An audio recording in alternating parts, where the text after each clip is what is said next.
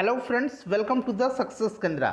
दोस्तों 2213 पोस्ट बिहार दरोगा PT exam के लिए आज मैं आपके लिए सरप्राइज टेस्ट लेकर के आया हूं। देखिए फ्रेंड्स, हर सप्ताह में हमारा एक सरप्राइज टेस्ट होता है। तो फ्रेंड्स, यह बिल्कुल सही समय है कि आप अपने तैयारी को परख लें, क्योंकि पिछले लगभग एक वर्षों से आप बिहार दरोगा की तैयारी कर रहे हैं। तो पूरा सेशन को देखिएगा, टेस्ट पूरा लगाइएगा और अपना स्कोर जो है वीडियो के लास्ट में कमेंट करके ज़रूर बता दीजिएगा। पिछले जितने भी हम लोगों ने सरप्राइज टेस्ट को कवर किया है, अगर आपने नहीं देखा है तो देख लीजिएगा, लिंक उसका वीडियो को डिस्क्रिप्शन में मिल जाएगा। तो चलिए फ्रेंड्स, बिना देरी किए हुए सेशन स्टार्ट करते हैं। वीडियो को प्लीज़ लाइक और शेयर जरूर कर दीजिएगा। जितना ज़्यादा आप इसको शेयर कीजिएगा, जितने ज़्यादा लोग जुड़ेंगे, जितने लोग अपने मार्क्स कमेंट करेंगे, उतना ही मज़ा आएगा।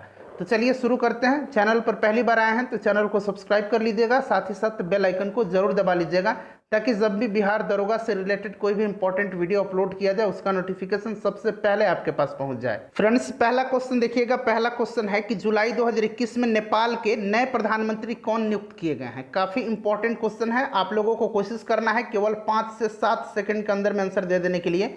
उसके बाद जो भी करेक्ट आंसर होगा पूरी डिटेल में मैं आपको बता दूंगा। तो देखिए, नेपाल के अब नए प्रधानमंत्री नियुक्त किए गए हैं Sher Bahadur Deuba. Option number B right answer हो जाएगा। इससे पहले केपी ओली थे, लेकिन अब नए प्रधानमंत्री नेपाल के बन गए हैं शेर बहादुर देउबा। वर्तमान में नेपाल के राष्ट्रपति कौन है, तो विद्या देवी भंडारी हैं। आप इन्हें भी जरूर ध्यान रखेंगे। नेक्स्ट क्वेश्चन देखिएगा फ्रेंड्स, काफ़ी मज़ा आने वाला है सेशन में। आप लोग इस वीडियो को ज़्यादा से ज़्यादा शेयर कीजिएगा। देखिए, आईसीसी पुरुष T20 विश्व कप 2021 कहाँ आयोजित किया जाएगा। आईसीसी पुरुष T20 विश्व कप 2021 कहाँ आयोजित किया जाएगा, तो फ्रेंड्स ये किया जाएगा संयुक्त अरब अमीरात में, यानी कि यूएई में। Option number B right answer हो जाएगा। अगर हम बात करें यूएई के बारे में, तो यूएई की राजधानी कहाँ है, अबू धाबी है। यूएई की करेंसी क्या है, तो दिरहम है, ध्यान रखेंगे। और यूएई के प्रेसिडेंट कौन है, तो नाम याद रखेंगे, खलीफा बिन जायद अल नहयान। खलीफा बिन जायद अल नहयान यहाँ के प्रेसिडेंट हैं। अगला क्वेश्चन देखिएगा, नेक्स्ट क्वेश्चन है। और फ्रेंड्स, मैं पूरी डिटेल में आपको सब कुछ बताने का प्रयास करूंगा, ताकि एक प्रश्न के साथ साथ आपके 2-3 प्रश्न कवर हो जाएं। देखिए, तीसरा क्वेश्चन है कि भारत का पहला स्वदेशी एयरक्राफ्ट कैरियर आईएनएस विक्रांत को किस वर्ष कमीशन किया जाएगा। देखिए फ्रेंड्स, हमारा जो आज का सरप्राइज टेस्ट है, यहाँ से आप लगभग 70% अगर सॉल्व कर लेते हैं क्वेश्चन को, तो समझिए कि आपकी तैयारी काफ़ी अच्छी हो गई है। देखिए फ्रेंड्स, भारत का पहला स्वदेशी एयरक्राफ्ट कैरियर आईएनएस विक्रांत का कमीशन जो किया जाएगा, ये किया जाएगा 2022 में। Option number A right answer इसका हो जाएगा। क्वेश्चन नंबर 4 देखिएगा कि क्रिकेट के सभी प्रारूपों में डेब्यू करने वाली सबसे युवा भारतीय खिलाड़ी कौन बन गई हैं। क्रिकेट के सभी प्रारूपों में, यानी कि टेस्ट क्रिकेट, वनडे क्रिकेट और T20 क्रिकेट के सभी प्रारूपों में डेब्यू करने वाली सबसे युवा भारतीय खिलाड़ी बन गई हैं Shafali Verma. Option number B right answer हो जाएगा। अगला क्वेश्चन देखिए, क्वेश्चन नंबर 5 कि पीसी महालनोबिस राष्ट्रीय लाइफ टाइम अचीवमेंट पुरस्कार 2021 किसे प्रदान किया गया है। काफ़ी इंपॉर्टेंट क्वेश्चन है। तो फ्रेंड्स, ये प्रदान किया गया है किनको, डॉक्टर आर.बी. बर्मन को। Option number D right answer हो जाएगा। ये जो आर.बी. बर्मन है, ये राष्ट्रीय सांख्यिकी आयोग के पूर्व अध्यक्ष भी रह चुके हैं, डॉक्टर आर.बी. बर्मन, ध्यान रखेंगे। क्वेश्चन नंबर 6 देखिएगा कि हाल ही में किन 2 देशों के बीच संयुक्त सैन्य अभ्यास मुस्तफा केमल अतातुर्क 2021 शुरू हुआ है। काफ़ी इंपॉर्टेंट क्वेश्चन है। तो देखिए फ्रेंड्स, यह जो युद्धाभ्यास है, यह तुर्की और अजरबैजान के बीच शुरू हुआ है। Option number A right answer हो जाएगा। और इस युद्धाभ्यास का आयोजन जो है अजरबैजान की राजधानी बाकू में किया गया। कहाँ किया गया, अजरबैजान की राजधानी बाकू में किया गया। क्वेश्चन नंबर 7 देख लीजिएगा कि हाल ही में दिल्ली खेल विश्वविद्यालय का पहला कुलपति किससे नियुक्त किया गया। देखिए, जहाँ भी पहली लग जाए अपने आप में इंपॉर्टेंट हो जाता है।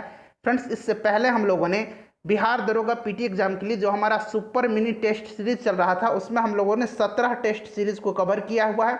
साथ ही साथ हम लोगों ने फुल लेंथ 40 प्रैक्टिस सेट को कवर किया हुआ है। उसके बाद एडिटेरिया का जो वॉल्यूम 2 है कंप्लीट, उसको कवर किया हुआ है। 2020 के लगभग 1000 इंपॉर्टेंट करंट अफेयर्स को हमने 30 वीडियो में कवर किया हुआ है। सभी का लिंक डिस्क्रिप्शन में मिल जाएगा, आप एक बार जरूर देख लीजिएगा। तो देखिए, दिल्ली खेल विश्वविद्यालय का पहला कुलपति किसे नियुक्त किया गया, तो कर्णम मल्लेश्वरी को। Option number C right answer हो जाएगा।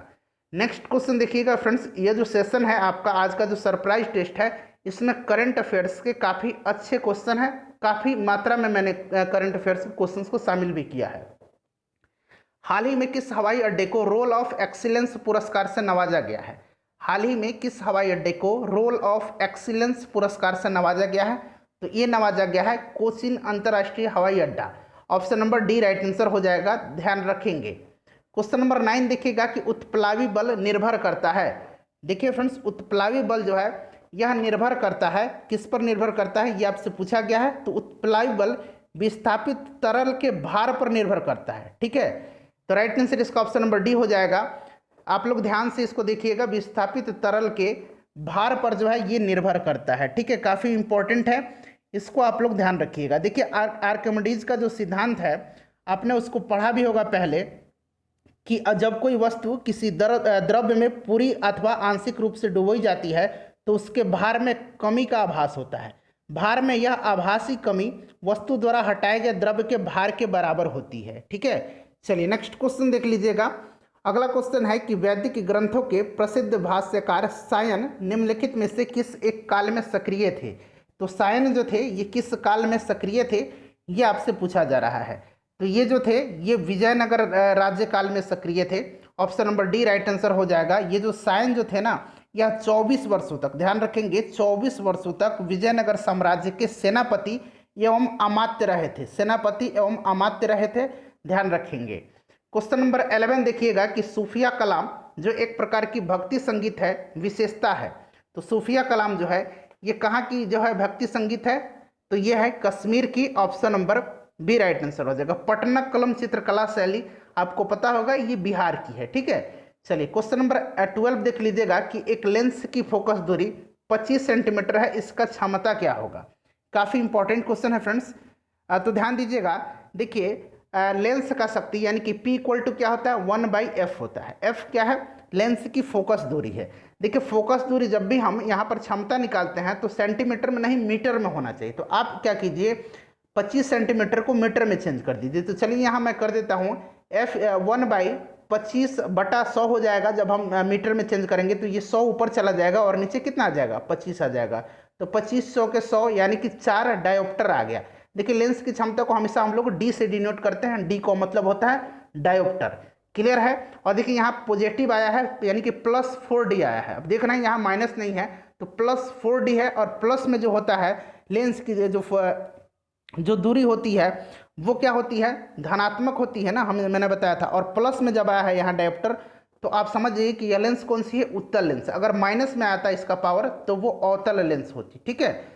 चलिए नेक्स्ट क्वेश्चन देख लीजिएगा। क्वेश्चन नंबर 13 है कि निम्नलिखित 4 बाहरी आक्रमण को कालक्रम अनुसार व्यवस्थित करें एवं नीचे दिए हुए कूट से सही उत्तर ढूंढें। तो ये 4 दिया गया है, अहमद शाह अब्दाली, चंगेज खान, नादिर शाह और तैमूर लंग।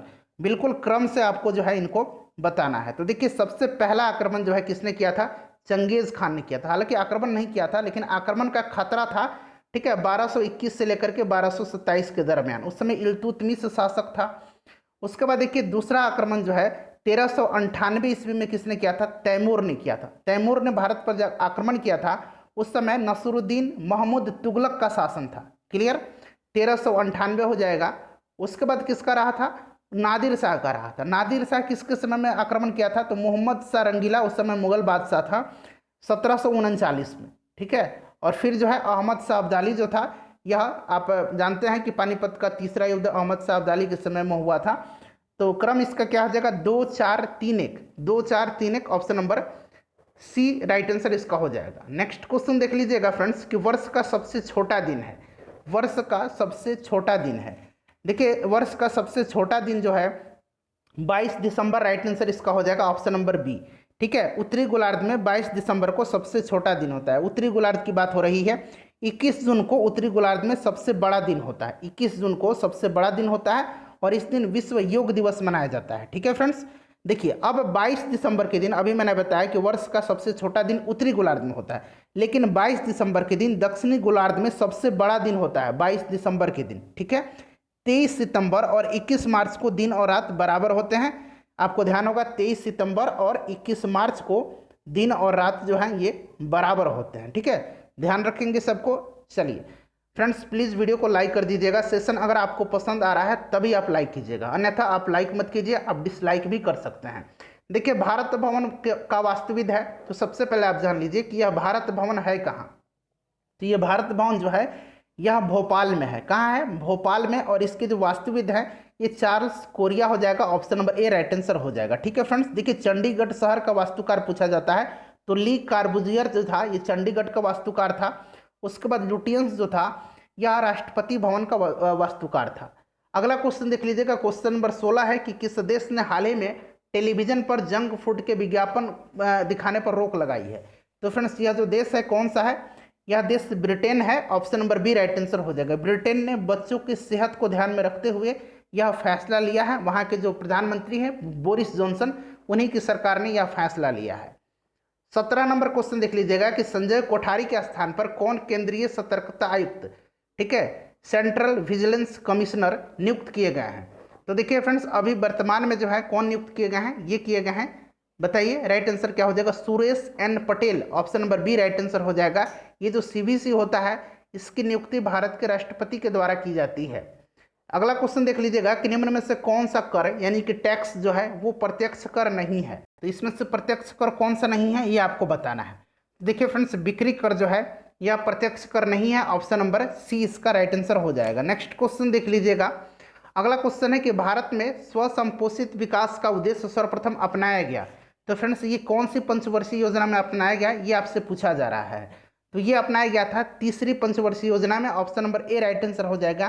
तीसरी पंचवर्षीय योजना का समय क्या रहा था? इसका कार्यकाल कर रहा था 1961 से लेकर के 1966 तक रहा था। ठीक है फ्रेंड्स, इस योजना में कृषि तथा उद्योग दोनों को प्राथमिकता दी गई थी। और इस योजना की असफलता का जो मेन कारण था वो भारत चीन युद्ध, भारत पाकिस्तान युद्ध तथा अभूतपूर्व सूखा पड़ना था। उस समय सूखा पड़ गया था तो यही इसका कारण था। इस योजना का उद्देश्य जो था अर्थव्यवस्था को आत्मनिर्भर बनाना था तथा स्वतः स्फूर्त अवस्था में पहुंचना था, लेकिन ये असफल रहा। अगला क्वेश्चन देखिएगा कि एक मकान की छत से भूमि की ओर एक पत्थर गिराया जाता है, उस पत्थर की गतिज ऊर्जा अधिकतम कब होगी? बताइए कब होगी? तो देखिए फ्रेंड्स यदि किसी पत्थर को ऊंचाई से नीचे गिराया जाता है तो स्थितिज ऊर्जा का मान क्या होगा? घटते जाता है। ऊपर से गिर रहा है तो इसकी स्थितिज ऊर्जा की मान घटती जाएगी, गति इसकी बढ़ती जाएगी, गतिज ऊर्जा का मान बढ़ता चला जाता है। और टकराने से, जमीन से मानते हैं टकराएगा यहाँ जमीन से, तो टकराने से ठीक पहले जो है इसकी गतिज ऊर्जा की मान सबसे अधिक होगी, अधिकतम होगी। तो राइट आंसर इस हिसाब से देखा जाए तो भूमि पर पहुंचने के ठीक पहले करेक्ट आंसर इसका हो जाएगा। अगला क्वेश्चन देख लीजिएगा कि 2011 की जनगणना के अनुसार भारत में सबसे अधिक बोली जाने वाली भाषा कौन सी है? तो 2011 की जनगणना के अनुसार यहाँ पूछा गया है तो ये बांग्ला भाषा है। ठीक है, ऑप्शन नंबर इसका डी राइट आंसर हो जाएगा। सारे के सारे प्रश्न इंपॉर्टेंट है, आप देख सकते हैं। 22 नंबर देख लीजिएगा कि यदि किसी साधारण लोलक की लंबाई आधी कर दी जाती है तो उस लोलक की अवधि क्या होगी? तो देखिए फ्रेंड्स आपको आवर्तकाल का फॉर्मूला पता होगा। टी इक्वल टू क्या होता है? 2π√L/g होता है। अब इसमें प्रश्न में कहा जा रहा है कि आपको लोलक की लंबाई आधी कर दी जाती है तो देखिए 2π√L/2 अपॉन क्या हो जाएगा? जी हो जाएगा। अब जब भी आप इस तरह का प्रश्न सॉल्व कीजिए, चाहे वो काइनेटिक एनर्जी में पूछा जाता है कि वेग कितना हो जाएगा, काइनेटिक एनर्जी कितनी हो जाएगी, द्रव्यमान कितना गुना हो जाएगा, तो आप जब भी इस तरह का प्रश्न सॉल्व कीजिए आप क्या कीजिए ना, जो मूल फार्मूला है इसका उसको आप बाहर निकालने का कोशिश कीजिए। तो आप यहाँ से क्या बाहर निकालेंगे? फॉर्मूला 2π√L/g है ना। अब इसमें से क्या बच जाएगा? तो नीचे क्या बच जाएगा? 1/√2 बच जाएगा, यही बच जाएगा ना। क्लियर हो रहा है? 1/√2 बच जाएगा। अब ये तो फॉर्मूला है हमारा। अब ये इतना गुना हो गया, कितना? गुणक का जो है द्वारा घट जाता है तो ये घट गया 1/√2, तो राइट आंसर गुणक द्वारा घट जाती है। चलिए नेक्स्ट क्वेश्चन देखिए। आधा नहीं है, ध्यान रखेंगे, 1/√2 होगा, 1/आधा नहीं है, मतलब 1/2 नहीं है, ये आधा नहीं है, 1/√2 है। चलिए तो राइट आंसर इसका ऑप्शन नंबर सी हो जाएगा। ठीक है, अगला क्वेश्चन देख लीजिएगा कि हाल ही में किस क्रिकेट टीम ने वर्ल्ड टेस्ट चैंपियनशिप 2021 की पहली ट्रॉफी जीत ली है? तो ये पहली ट्रॉफी हुआ है, इसको जीत लिया है न्यूजीलैंड ने। काफी इंपॉर्टेंट क्वेश्चन है, ध्यान रखेंगे। अगला क्वेश्चन है कि सैडलर आयोग का गठन कब किया गया था? सैडलर आयोग का गठन जो है कब किया गया था ये आपसे पूछा जा रहा है, तो बताइए इसका राइट आंसर क्या हो जाएगा। देखिए फ्रेंड्स सैडलर आयोग का गठन जो है 1917 में किया गया था। ऑप्शन नंबर इसका डी राइट आंसर हो जाएगा। सैडलर आयोग को कलकत्ता विश्वविद्यालय आयोग के नाम से भी जाना जाता है। यह आयोग जो था माइकल सैडलर की अध्यक्षता में, किसके? माइकल सैडलर की अध्यक्षता में गठित किया गया था। उस समय वायसराय लॉर्ड चैम्सफोर्ड था। ठीक है, और इसका उद्देश्य जो था ये क्या था, तो कलकत्ता विश्वविद्यालय में जो शिक्षा संबंधी दोष थे उनकी जांच करना था। क्लियर। चलिए नेक्स्ट क्वेश्चन देख लीजिएगा। बाकी हंटर आयोग आपको पता होगा, हंटर आयोग का गठन 1882 में लॉर्ड रिपन के समय किया गया था। उसके बाद हंटर आयोग का जो संबंध था वो भी शिक्षा से था। वुड डिस्पैच जो था 1854 ईस्वी में, वुड डिस्पैच को किसने लागू किया था, लॉर्ड डलहौजी ने लागू किया था। ठीक है, वुड डिस्पैच को भारत में शिक्षा का मैग्ना कार्टा कहा जाता है, इस बात का आप ध्यान रखेंगे। 25 नंबर देख लीजिएगा, खाली स्थान दिया गया है, को लड़ा गया प्लासी का युद्ध भारत के इतिहास में एक महत्वपूर्ण घटना थी। तो प्लासी का युद्ध 23 जून 1757 को लड़ा गया था। राइट आंसर ऑप्शन नंबर इसका सी हो जाएगा, ध्यान रखेंगे। क्लियर है फ्रेंड्स, 23 जून 1757 को जो है प्लासी का युद्ध लड़ा गया था। चलिए नेक्स्ट क्वेश्चन देख लीजिएगा। और लड़ा किसके बीच गया था, तो रॉबर्ट क्लाइव और बंगाल के नवाब सिराजुद्दौला के बीच लड़ा गया था। इसमें अंग्रेजों की जीत हुई थी, यानी कि रॉबर्ट क्लाइव जीत गया था। नेक्स्ट क्वेश्चन देख लीजिएगा कि राही स्वर्णोवत का संबंध किस खेल से है। देखिए राही स्वर्णोवत ने अभी हाल ही में ISSF जो है, जो शूटिंग होता है, विश्व कप शूटिंग है, इसमें इन्होंने गोल्ड मेडल जीता है। तो ध्यान रखेंगे ये जो है किससे संबंधित है, शूटिंग से। उसके बाद 27 नंबर देख लीजिएगा कि हाल ही में रेबीज से मुक्त होने वाला देश का पहला राज्य कौन बन गया है। तो पहला राज्य कौन बन गया है फ्रेंड्स, ये बन गया है Goa. Option number C right answer इसका हो जाएगा। उसके बाद नेक्स्ट देखिएगा कि हल्दी के पौधों का खाने लायक हिस्सा कौन सा है। तो हल्दी का पौधे का जो खाने लायक हिस्सा है वो कौन सा है, ये आपसे पूछा जा रहा है, बता दीजिए फटाफट। इसका राइट आंसर क्या हो जाएगा, तो राइट आंसर हो जाएगा तना। देखिए तना ऑप्शन बी में दिया हुआ है। ठीक है, चलिए अगला क्वेश्चन देख लीजिएगा। नेक्स्ट क्वेश्चन है कि कपड़ों तथा बर्तनों को साफ करने के लिए प्रयुक्त डिटर्जेंट क्या होता है। तो ये जो डिटर्जेंट होता है ये क्या होता है फ्रेंड्स, तो फ्रेंड्स ये जो डिटर्जेंट होता है ये सल्फोनेट होता है। क्या होता है, सल्फोनेट होता है। ऑप्शन नंबर इसका बी राइट आंसर हो जाएगा। 30 नंबर क्वेश्चन देखिए कि अंग्रेज पुलिस अफसर कैप्टन सैंडर्स निम्नलिखित में से किसके द्वारा गोली से मारा गया था। तो कैप्टन सैंडर्स को गोली से 8 अप्रैल 1929 को, 8 अप्रैल यहाँ मैं लिख देता हूँ, 1929 को मारा था किसने, भगत सिंह ने। और इसी के कारण भगत सिंह को फांसी की सजा हुई थी। भगत सिंह शहीद कब हुए थे, तो 23 मार्च 1931 को भगत सिंह शहीद हुए थे। ध्यान रखेंगे, काफ़ी इंपॉर्टेंट है। ठीक है, तो राइट आंसर हो जाएगा सरदार भगत सिंह ने। उसके बाद नेक्स्ट क्वेश्चन देख लीजिएगा कि सफ़ेद फास्फोरस निम्नलिखित में से किसके नीचे रखा जाता है। तो देखिए फ्रेंड्स, सफ़ेद फास्फोरस को रखा जाता है शीतल जल के नीचे। ठीक है, यह अत्यंत ज्वलनशील होता है, इसी के कारण इसको जो है शीतल जल के नीचे रखा जाता है। ऑप्शन नंबर इसका बी राइट आंसर हो जाएगा। 32 नंबर देख लीजिएगा कि मार्च 2021 में आयोजित मैटियो पालिकोन वर्ल्ड रैंकिंग सीरीज में भारत ने कितने स्वर्ण पदक जीता है। तो देखिए फ्रेंड्स, यह एक कुश्ती चैंपियनशिप था और मैटियो पालिकोन वर्ल्ड रैंकिंग सीरीज का आयोजन जो है इटली में किया गया था, इटली के रोम में किया गया था। ध्यान रखेंगे भारत ने इसमें टोटल कितने मेडल जीते हैं, तो 8 मेडल जीते हैं, जिसमें से 2 गोल्ड मेडल है, 1 सिल्वर मेडल है और 5 ब्रॉन्ज मेडल है। तो टोटल 8 हो गया, काउंट कर लीजिएगा। इसमें से 2 गोल्ड मेडल जो है, एक जीता है किसने, बजरंग पुनिया ने, और दूसरा जीता है वीनस फोगाट ने। तो बजरंग पुनिया और वीनस फोगाट का नाम आप याद रखेंगे। यहाँ पूछा गया कि कितने स्वर्ण पदक जीते हैं, तो ऑप्शन में आप 2 बना लीजिएगा यहाँ लास्ट वाला ऑप्शन में, तो ये डी हो जाएगा, 2 गोल्ड मेडल। ठीक है, चलिए अगला क्वेश्चन देख लीजिएगा। 33 नंबर देख लीजिएगा कि साबुन के बुलबुले के अंदर का दाब। तो देखिए फ्रेंड्स, साबुन के बुलबुले के अंदर का दाब जो है ये वायुमंडलीय दाब से अधिक होता है। Option number A right answer इसका हो जाएगा। नेक्स्ट क्वेश्चन देख लीजिएगा, खगोल विज्ञान में भारतीय महाग्रंथ पंच सिद्धांतिका के रचनाकार कौन है।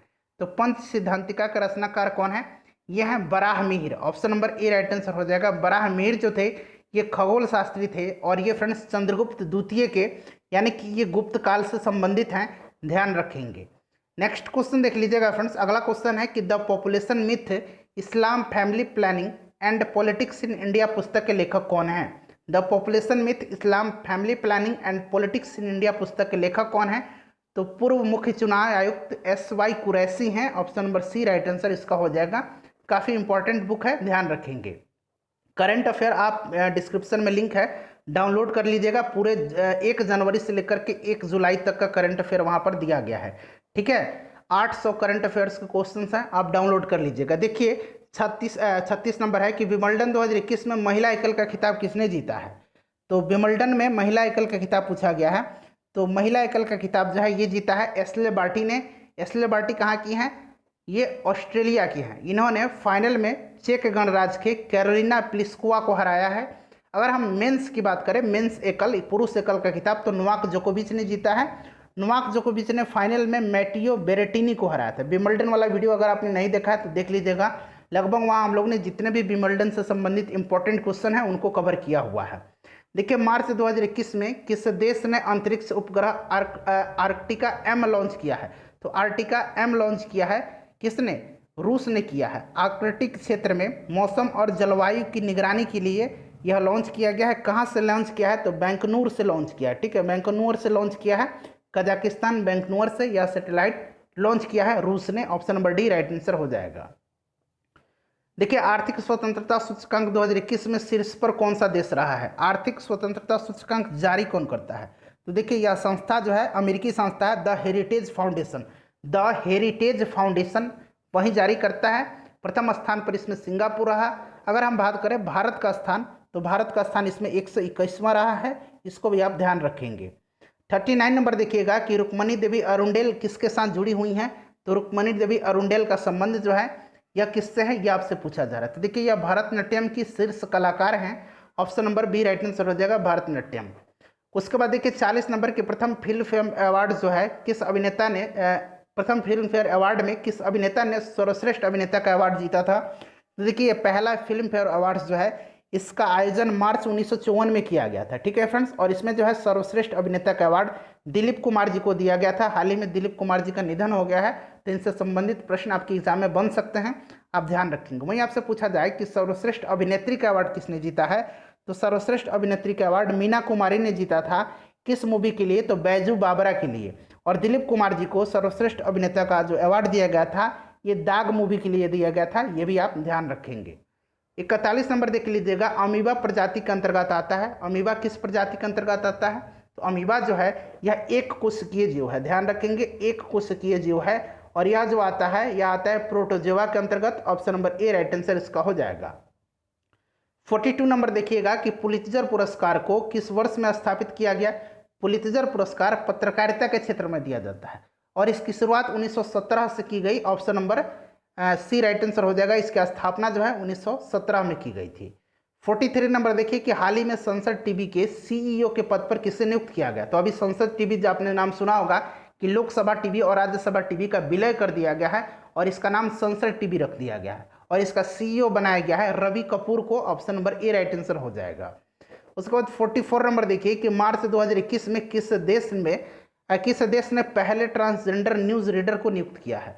काफ़ी इंपॉर्टेंट क्वेश्चन है फ्रेंड्स, बताइए राइट आंसर इसका क्या हो जाएगा। कौन सा देश है जो पहला ट्रांसजेंडर न्यूज रीडर को नियुक्त किया है? तो ये किया है बांग्लादेश ने। Option number B right answer हो जाएगा, बांग्लादेश ने, ध्यान रखेंगे।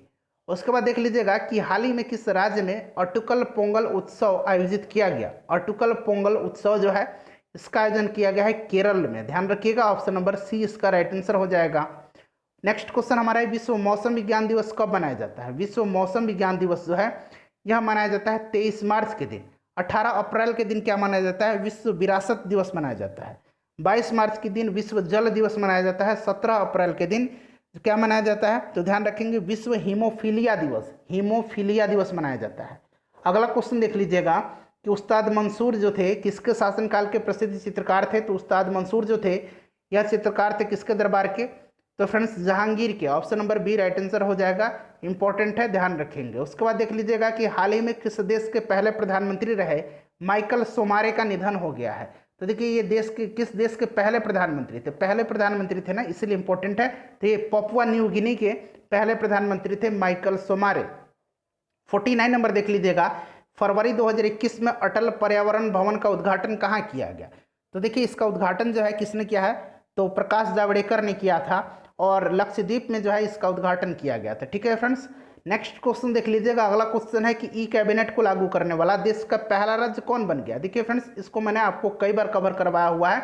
इसका आंसर आप मुझे अभी तुरंत कमेंट करके बताइएगा, साथ ही साथ अपना स्कोर बताइएगा। वीडियो का लिंक जो है डिस्क्रिप्शन में आपको मिलेगा, जितने भी हम लोगों ने कवर किया है देख लीजिएगा। PDF आप सब करंट अफेयर का डाउनलोड कर लीजिएगा टेलीग्राम से।